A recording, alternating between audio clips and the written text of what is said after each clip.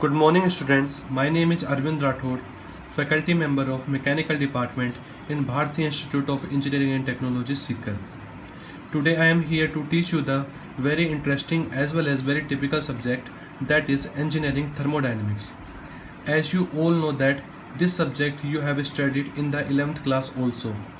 So today and later on we will discuss this subject in a brief. Okay, start करें आज का subject. ठीक है, subject start करने से पहले सबसे पहले आपको उस सब्जेक्ट की डेफिनेशन के बारे में पता होना चाहिए. डेफिनेशन से भी पहले आपको उस सब्जेक्ट की मीनिंग पता होना चाहिए कि उस सब्जेक्ट का मीनिंग क्या है. जैसे आप लोग देख पा रहे हैं यहाँ पर थर्मोडायनेमिक्स. ये थर्मोडायनेमिक्स जो वर्ड है ये दो वर्ड से मिलकर के बना हुआ है, सेपरेट वर्ड से मिलकर बना हुआ है. इसमें पहला वर्ड है जो कि है थर्मो, दूसरा वर्ड है जो कि है डायनेमिक्स. यहाँ पर थर्मो का मीन्स होता है एनर्जी से. एनर्जी को अगर अपन फर्दर क्लासीफाई करें तो वो दो टाइप में क्लासीफाई कर सकते हैं. एनर्जी एक तो होती है हीट के फॉर्म में और एक एनर्जी होती है वर्क के फॉर्म में.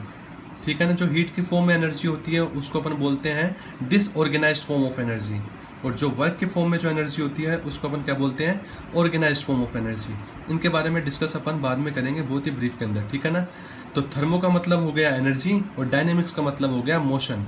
तो एनर्जी का मोशन किस तरह से हो रहा है वो अपन जिस ब्रांच के अंदर पढ़ते हैं वो है थर्मोडायनेमिक्स. एनर्जी का मोशन किस किस के बीच में होगा, सिस्टम और सराउंडिंग के बीच में. ठीक है ना. या तो एनर्जी सिस्टम से सराउंडिंग में जाएगी या फिर एनर्जी सराउंडिंग से सिस्टम के अंदर आएगी. इस तरह के एनर्जी इंट्रैक्शन की स्टडी जिस ब्रांच के अंदर अपन करते हैं उस ब्रांच का नाम क्या है, थर्मोडायनेमिक्स ब्रांच है. तो इसके अपन डेफिनेशन देख लेते हैं. यहाँ पर डेफिनेशन 3 डेफिनेशन दे रखी है. तो पहले डेफिनेशन पढ़ते हैं अपन. देखो फर्स्ट डेफिनेशन क्या लिखी हुई है यहाँ पर, it is the branch of the science which deals with the energy interaction and its effect on the properties of the system. देखो क्या है, थर्मोडायनेमिक्स साइंस की वो ब्रांच है जो कि सिस्टम और सराउंडिंग के बीच में एनर्जी इंट्रैक्शन की स्टडी करती है. एनर्जी इंट्रैक्शन का मतलब क्या होगा, एनर्जी सिस्टम से सराउंडिंग की तरफ जा भी सकती है या फिर सराउंडिंग से सिस्टम की तरफ अंदर भी आ सकती है. ठीक है ना. तो इस तरह के इंट्रैक्शन, इस तरह के एनर्जी कन्वर्जन को अपन क्या बोलेंगे, एनर्जी इंट्रैक्शन बोलते हैं ना. और वो एनर्जी कोई सी भी टाइप की हो सकती है, चाहे वो लो ग्रेड ऑफ एनर्जी हो या फिर वो हाई ग्रेड ऑफ एनर्जी हो. लो ग्रेड ऑफ एनर्जी मतलब हीट और हाई ग्रेड ऑफ एनर्जी का एग्जांपल क्या है यहाँ पर, वर्क है. ठीक है ना. तो इस एनर्जी के इंट्रैक्शन से सिस्टम और सराउंडिंग के बीच में जो एनर्जी का इंट्रैक्शन हो रहा है, इस एनर्जी के इंट्रैक्शन से उस सिस्टम की प्रॉपर्टीज के ऊपर क्या इफेक्ट पड़ेगा, उस इफेक्ट की स्टडी भी अपन कहाँ पर करेंगे, थर्मोडायनेमिक्स के अंदर करते हैं. Okay, now move to the second definition. Second definition में क्या लिखा हुआ है, it is the branch of the science which deals with the study of 3 E's. मतलब साइंस की वो ब्रांच जो कि इन 3 E's की स्टडी करती है. 3 E's में कौन कौन से दे रखे हैं, पहला है इक्विलिब्रियम, दूसरा है एनर्जी और तीसरा है एंट्रोपी. मतलब साइंस की जिस ब्रांच के अंदर इन तीनों E's की स्टडी होती है उस ब्रांच को अपन क्या बोलते हैं, इंजीनियरिंग थर्मोडायनेमिक्स बोलते हैं. ठीक है, समझ में आया. अब थर्ड डेफिनेशन की तरफ बढ़ते हैं. थर्ड डेफिनेशन में देखो क्या लिखा हुआ है, it is the branch of the science with the help of which disorganized form of energy is converted into organized form of energy. ठीक है ना. साइंस की वो ब्रांच जिसके अंदर डिसऑर्गेनाइज्ड फॉर्म ऑफ एनर्जी मतलब हीट को अपन किस में कन्वर्ट कर सकते हैं, ऑर्गेनाइज्ड फॉर्म ऑफ एनर्जी मतलब वर्क के अंदर कन्वर्ट कर सकते हैं. तो उस ब्रांच को अपन क्या बोलेंगे, इंजीनियरिंग थर्मोडायनेमिक्स बोलते हैं. ठीक है ना. डिसऑर्गेनाइज्ड फॉर्म ऑफ एनर्जी का मतलब क्या हो गया, energy form of energy which is spread in a random manner. जैसे हीट एनर्जी अपने को सन से मिलती है, वो हीट एनर्जी क्या है, एक रैंडम मैनर के अंदर क्या है, ऑल ओवर अपने जो चारों तरफ क्या है वो स्प्रेड हो रखी है. ठीक है ना. और ऑर्गेनाइज्ड फॉर्म ऑफ एनर्जी क्या किसको बोलते हैं, उसी डिसऑर्गेनाइज्ड फॉर्म ऑफ एनर्जी को अपन एक पर्टिकुलर डायरेक्शन के अंदर अरेंज कर दें तो उस अरेंज एनर्जी को अपन क्या बोलेंगे, ऑर्गेनाइज्ड फॉर्म ऑफ एनर्जी बोलेंगे, जिसका एग्जांपल क्या है, वर्क. तो वर्क की भी क्या होती है, एक पर्टिकुलर डायरेक्शन होती है कि उस पर्टिकुलर डायरेक्शन में अपने को वर्क करना है, तो उस एनर्जी को अपन क्या बोलेंगे, ऑर्गेनाइज्ड फॉर्म ऑफ एनर्जी बोलते हैं. ठीक है ना. तो 3 डेफिनेशन आपको समझ में आई. एक तो मैंने बताया था आपको, सबसे पहले डेफिनेशन क्या बताई थी मैंने आपको, एक बार रुको. It is the branch of the science which deals with the energy interaction and its effect on the properties of system. मतलब साइंस की वो ब्रांच जो कि सिस्टम और सराउंडिंग के बीच में जो एनर्जी का इंट्रैक्शन हो रहा है, एनर्जी का आदान प्रदान हो रहा है, उसकी स्टडी करें और उसके साथ साथ उस आदान प्रदान या उस इंट्रैक्शन की वजह से उस पर्टिकुलर सिस्टम की प्रॉपर्टीज का मतलब क्या हो गया यहाँ पर, उस पर्टिकुलर सिस्टम का प्रेशर हो गया, वॉल्यूम हो गया या फिर टेम्परेचर हो गया, इन तीनों पे क्या इफेक्ट पड़ रहा है उस एनर्जी इंट्रैक्शन की वजह से, उसकी स्टडी अपन जिस ब्रांच के अंदर करते हैं उस ब्रांच को अपन क्या बोलेंगे, इंजीनियरिंग थर्मोडायनेमिक्स बोलते हैं। और दूसरा क्या था, it is the branch of the science with the help of which, ये तीसरी थी, with the help of which disorganized form of energy is converted into organized form of energy. मतलब ब्रांच, साइंस की वो ब्रांच जिसके अंदर heat को अपन किस में कन्वर्ट कर सके, वर्क के अंदर कन्वर्ट कर सकते हैं, तो उस ब्रांच को अपन क्या बोलेंगे, इंजीनियरिंग थर्मोडायनेमिक्स बोलते हैं। उस ब्रांच की, उसको अपन क्या बोलेंगे, इंजीनियरिंग थर्मोडायनेमिक्स बोलते हैं। थर्ड क्या था, it is the branch of the science which deals with the study of 3 E's। जो 3 E's यहाँ पर दे रखे हैं, इक्विलिब्रियम हो गया, एनर्जी हो गया और एंट्रोपी हो गया, इन तीनों की स्टडी अपन जिस ब्रांच के अंदर करते हैं वो ब्रांच को अपन क्या बोलेंगे, इंजीनियरिंग थर्मोडायनेमिक्स बोलते हैं। ठीक है ना, डेफिनेशन समझ में आई आप सभी लोगों को। ठीक है, अब आगे बढ़ते हैं। अब आगे है सिस्टम और सराउंडिंग। ये दो चीज़ें आई थी डेफिनेशन के अंदर, इनका क्या मतलब। तो सबसे पहले सिस्टम देखो क्या लिखा है, एनीथिंग अंडर कंसिडरेशन। ठीक है ना, जिसको भी अपने को कंसिडरेशन में रखना है, जिसके भी बारे में अपने को स्टडी करनी है, तो वो पर्टिकुलर स्पेस क्या हो गया, वो पर्टिकुलर चीज़ क्या होगी, अपने लिए क्या हो गया, सिस्टम हो गया। ठीक है ना, इसके अलावा इस पूरे यूनिवर्स के अंदर जो भी उसके अलावा जो कुछ भी है उसको अपन क्या कंसिडर करेंगे, सराउंडिंग कंसिडर करेंगे। जैसे डेफिनेशन में देखो क्या लिखा हुआ है, एनीथिंग अंडर कंसिडरेशन, जिसको भी अपने को थर्मोडायनेमिक स्टडी के लिए कंसिडरेशन में लेना है, उस पर्टिकुलर चीज़ को अपन क्या बोलेंगे, सिस्टम बोलेंगे। और it is the region in the space, space के अंदर वो रीजन और which our attention is focused, जिसके ऊपर हमारा ध्यान क्या है, फोकस्ड है, जिसके ऊपर अपन क्या है, स्टडी करने के लिए फोकस्ड है, तो उस रीजन को अपन क्या बोलेंगे, सिस्टम बोलेंगे। ठीक है ना। सराउंडिंग की डेफिनेशन क्या होती है, सराउंडिंग क्या है, everything external to the system is known as surrounding. इस पूरे यूनिवर्स के अंदर जिसके ऊपर अपने को थर्मोडायनेमिक स्टडी करनी है वो तो अपने लिए सिस्टम हो गया, और उसके अलावा इस पूरे यूनिवर्स में जो कुछ भी है वो क्या है, उस सिस्टम के लिए सराउंडिंग है। ठीक है ना। फॉर एग्जांपल सपोज करो मुझे किसी पेन पे स्टडी करनी है, ठीक है ना, तो पेन मेरे लिए क्या हो जाएगा, सिस्टम हो जाएगा, और पेन के अलावा जो कुछ भी होगा इस पूरे यूनिवर्स के अंदर वो उस पेन का सराउंडिंग हो जाएगा। ठीक है ना। तो सराउंडिंग से सिस्टम के अंदर एनर्जी का इंट्रैक्शन हो रहा है, या सिस्टम से सराउंडिंग के बीच में एनर्जी का इंट्रैक्शन हो रहा है, ये सारी स्टडी अपन किस ब्रांच के अंदर कर देंगे, इंजीनियरिंग थर्मोडायनेमिक्स के अंदर करते हैं। ठीक है ना। इसके आगे अगर अपन आगे बढ़ते हैं तो आगे बढ़ोगे तो एक नया टॉपिक आता है जिसका नाम है बाउंड्री। बाउंड्री क्या होती है, it separates system from the surrounding. ठीक है ना, सराउंडिंग को सिस्टम से या फिर सिस्टम को सराउंडिंग से जो सेपरेट कर रहा है, इनके बीच में कुछ ना कुछ तो लाइन होगी ना, तो जो सेपरेट कर रहा है उस सेपरेशन को क्या अपन क्या बोलते हैं, बाउंड्री बोलेंगे ना। जो चीज़ इनको सेपरेट कर रही है उसको अपन क्या बोलते हैं, बाउंड्री बोलते हैं। ठीक है ना। तो बाउंड्री के यहाँ पर नोट में मैंने 3 पॉइंट्स लिखे हुए हैं, इन तीनों पॉइंट्स को भी अपने को बहुत ही अच्छे से समझना है। ठीक है ना। तो नोट में पहला पॉइंट क्या है, boundary should be considered of 0 thickness. ठीक है, ये पहला पॉइंट बहुत ही ज़्यादा इंपॉर्टेंट पॉइंट है, इसको आप ध्यान से समझना है। ठीक है ना। इसमें क्या लिखा हुआ है, boundary should be considered of 0 thickness, मतलब जो सिस्टम और सराउंडिंग को सेपरेट कर रही है उसको अपन बाउंड्री बोल रहे हैं, और वो बाउंड्री थर्मोडायनेमिक्स के अंदर उसकी जो थिकनेस है वो क्या होना चाहिए, 0 होनी चाहिए। अपने को अज्यूम करके चलना है, उनके बीच में थिकनेस हो सकती है, लेकिन यहाँ पर थर्मोडायनेमिक स्टडी के अंदर अपने को क्या करना है, थर्मोडायनेमिक्स के अंदर उस बाउंड्री की थिकनेस को 0 कंसिडर करना है। क्यों, ऐसा क्यों करना है, क्योंकि थर्मोडायनेमिक्स के अंदर अपन अमाउंट ऑफ एनर्जी ट्रांसफर ही पढ़ते हैं।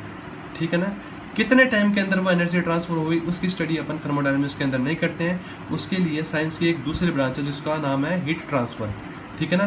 तो हीट ट्रांसफर के अंदर अपन क्या पढ़ते हैं, रेट ऑफ एनर्जी ट्रांसफर पढ़ते हैं, मतलब एनर्जी जो ट्रांसफर हुई है सिस्टम से सराउंडिंग के बीच में या फिर सराउंडिंग से सिस्टम के बीच में, तो वो कितने टाइम के अंदर ट्रांसफर हुई है।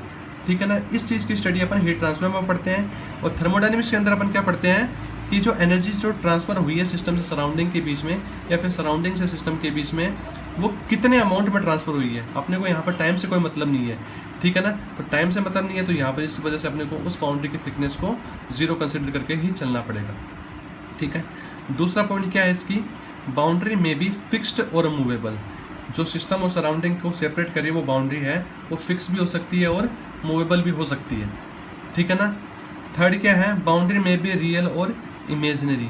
बाउंड्री को आप अपनी आंखों से देख सकते हो, छू सकते हो, तो वो तो रियल बाउंड्री हो जाएगी, और अगर आप उसको देख और छू नहीं सकते तो वो क्या हो जाएगी, इमेजिनरी बाउंड्री हो जाएगी। इनके नोटेशन मैंने यहाँ पे दिखा रखे हैं आपको, देखो बाउंड्री जो रियल बाउंड्री है उसको मैंने क्लोज सर्किल से दिखा रखा है, और इमेजिनरी बाउंड्री को मैंने डॉटेड सर्किल से यहाँ पर दिखा रखा है। ठीक है, बाउंड्री भी समझ में आ गया आपको, सिस्टम भी समझ में आ गया और सराउंडिंग भी समझ में आ गया। उसके बाद में टॉपिक आता है अपना यूनिवर्स। यूनिवर्स क्या होता है? यूनिवर्स को मैंने एक सिंपल तरीके से समझाने के लिए देखो यहाँ पे लिख रखा है एक इक्वेशन के तौर पे, universe is equal to system plus surrounding. अगर अपन सिस्टम और सराउंडिंग को कंबाइन कर दें तो उस कंबाइंड फॉर्म को अपन क्या बोलेंगे? यूनिवर्स बोलते हैं, ठीक है ना। तो इस यूनिवर्स के बाहर कुछ नहीं है, ठीक है ना, और जो कुछ भी है वो यूनिवर्स के अंदर है। सिस्टम और सराउंडिंग दोनों मिलकर के किसको बना रहे हैं? यूनिवर्स को बना रहे हैं, ठीक है। समझ में आया यहाँ तक? उसके बाद में नेक्स्ट टॉपिक अपने को पढ़ना है वो है टाइप्स ऑफ सिस्टम। जो सिस्टम अपन पढ़ रहे हैं वो उसके कितने टाइप्स हो सकते हैं? तो जनरली आपने 11th क्लास में भी पढ़ा होगा, ये बहुत कॉमन चीज़ है। सिस्टम के 3 टाइप्स होते हैं, पहला है ओपन सिस्टम, दूसरा है क्लोज सिस्टम और तीसरा है आइसोलेटेड सिस्टम, ठीक है ना। ओपन सिस्टम क्या होता है? ओपन सिस्टम ये होता है, देखो, it in this system mass as well as energy interaction will takes place. इसका मतलब क्या हुआ? सिस्टम और सराउंडिंग के बीच में ही एनर्जी का इंटरेक्शन होगा। तो एनर्जी का इंटरेक्शन के लिए अपन क्या कर रहे हैं? सिस्टम, एक तो सिस्टम मान के चल रहे हैं और एक सराउंडिंग हो गया। तो उस सिस्टम के वो कौन से टाइप का सिस्टम है उसको समझने के लिए देखो पहले वो ओपन सिस्टम है या क्लोज सिस्टम है या फिर वो आइसोलेटेड सिस्टम, वो पहचानेंगे कैसे? उसके लिए अगर सिस्टम और सराउंडिंग के बीच में मास और एज वेल एज एनर्जी का भी इंटरेक्शन हो रहा है, मतलब मास भी सिस्टम से सराउंडिंग में जा रहा है या सराउंडिंग से सिस्टम में आ रहा है, या एनर्जी भी सिस्टम से सराउंडिंग में जा रही है, सराउंडिंग से सिस्टम के अंदर आ रही है, अगर दोनों का इंटरेक्शन हो रहा है ना, तो इस तरह के सिस्टम को अपन क्या बोलेंगे? ओपन सिस्टम बोलते हैं, ठीक है ना। इसके एग्जांपल देख लो आप। इसके एग्जांपल के तौर पे देखो, बॉयलर हो गया, टरबाइन हो गया, कंडेंसर हो गया, पंप हो गया, कंप्रेसर हो गया, इवेपोरेटर हो गया, है ना। जितने भी मैकेनिकल इंजीनियरिंग डिवाइसेज होती है ना सेपरेटली, वो किसकी तरह बिहेव करती है? ओपन सिस्टम की तरह बिहेव करती है, ठीक है ना। Piston cylinder arrangement with valves हो गया। विदाउट वेल्व्स होता तो मतलब यहाँ पर मास का इंटरेक्शन नहीं होता। विद वेल्व्स का मतलब क्या होगा? यहाँ से एनर्जी भी बाहर जा सकती है, एनर्जी तो पिस्टन सिलेंडर की वॉल से भी बाहर जा सकती है, लेकिन मास का इंटरेक्शन अगर अपने को करना है तो उसके लिए अपने को विद वेल्व्स लेना पड़ेगा। अगर वेल्व नहीं होंगे तो मास, अंदर का मास बाहर कैसे जाएगा, ठीक है ना। तो विद वेल्व्स किसका एग्जाम्पल हो गया? ओपन सिस्टम का एग्जाम्पल हो गया, ठीक है ना। और जितनी भी इंजीनियरिंग डिवाइसेज है सेपरेटली वो किसकी तरह की बिहेव करेगी? एक ओपन सिस्टम की तरह बिहेव करेगी। उसके बाद में है क्लोज सिस्टम। क्लोज सिस्टम की डेफिनेशन क्या होती है? इन this system only energy interaction taken place, ठीक है ना। ऐसे सिस्टम के अंदर केवल एनर्जी का ही इंटरेक्शन होगा, किसके बीच में? सिस्टम और सराउंडिंग के बीच में एनर्जी का ही इंटरेक्शन होगा, यहाँ पर मास का इंटरेक्शन बिल्कुल भी नहीं होगा। तो इस तरह के सिस्टम को अपन क्या बोलेंगे? क्लोज सिस्टम बोलेंगे। इसका एग्जाम्पल क्या है? Piston cylinder arrangement without valves. क्या है? Piston cylinder arrangement without valves, है ना। वही ऐसे इंजन्स आपने पढ़े होंगे, उसके अंदर पिस्टन सिलेंडर अरेंजमेंट ही होता है जितने भी इंजन्स होते हैं। अगर उनमें वेल्व नहीं होंगे ना, तो ऐसे सिस्टम को अपन क्या बोलेंगे? क्लोज सिस्टम बोलते हैं, ठीक है ना। तीसरा जो टाइप है वो है आइसोलेटेड सिस्टम। आइसोलेटेड सिस्टम की डेफिनेशन क्या होती है? इन this system neither mass interaction और नोर एनर्जी इंटरेक्शन टेकन प्लेस।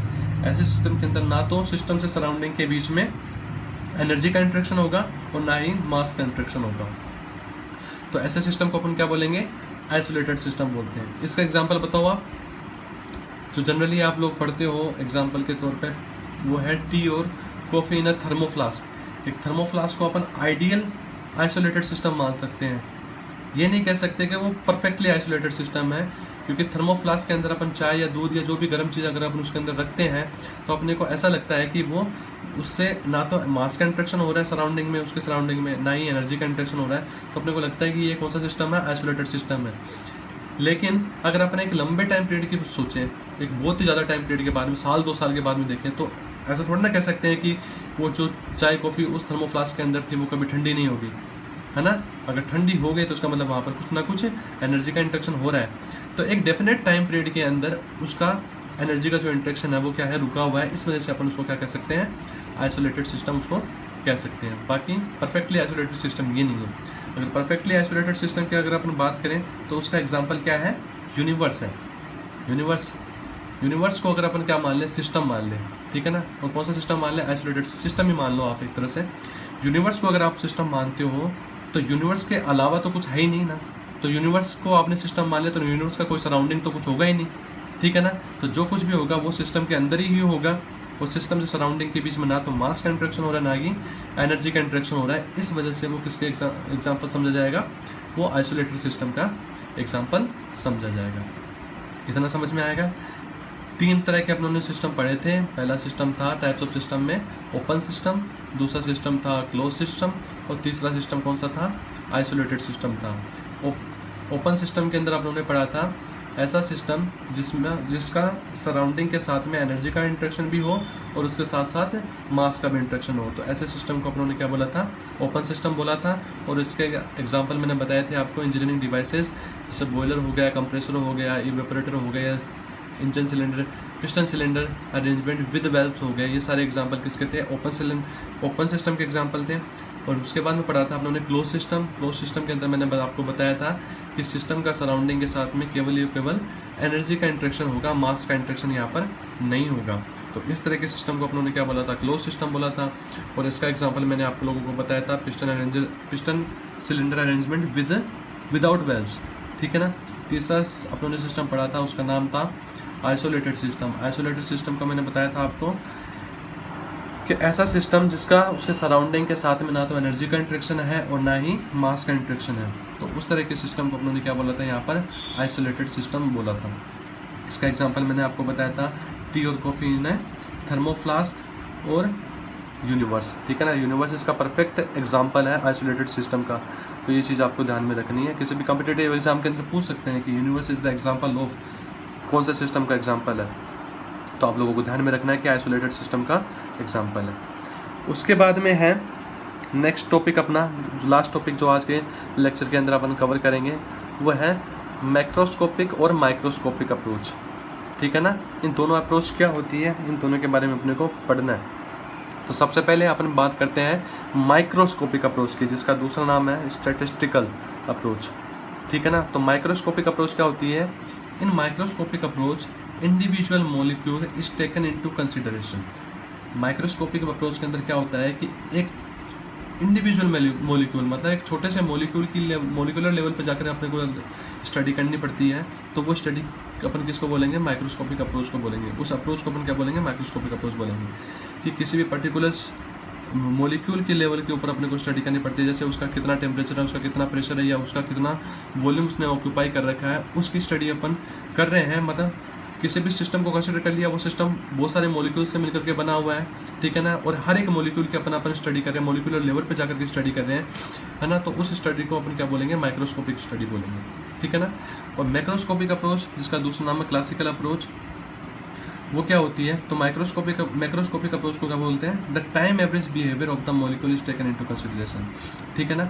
आपको पता है कोई भी सिस्टम अपन लेंगे थर्मोडायनेमिक स्टडी करने के लिए, वो सिस्टम बहुत सारे मॉलिक्यूल से मिलकर के बना होगा, और अपन क्या करेंगे कि स्पेस वहाँ पर कंसिडर कर लेंगे, और उस स्पेस के अंदर जितने भी मॉलिक्यूल्स आ रहे हैं ना, उन मॉलिक्यूल्स का अगर अपने टाइम एवरेज बिहेवियर यहाँ पर कंसिडर कर लिया, तो उस तरह की स्टडी को अपन क्या बोलेंगे? मैक्रोस्कोपिक स्टडी बोलेंगे, ठीक है ना। अगर दोनों में कंपेयर करना चाहूँ माइक्रोस्कोपिक स्टडी और मैक्रोस्कोपिक स्टडी, तो दोनों में बेस्ट कौन सी है, रिजल्ट्स अपने को बेटर कौन सी स्टडी से मिलेंगे, तो वो है माइक्रोस्कोपिक अप्रोच।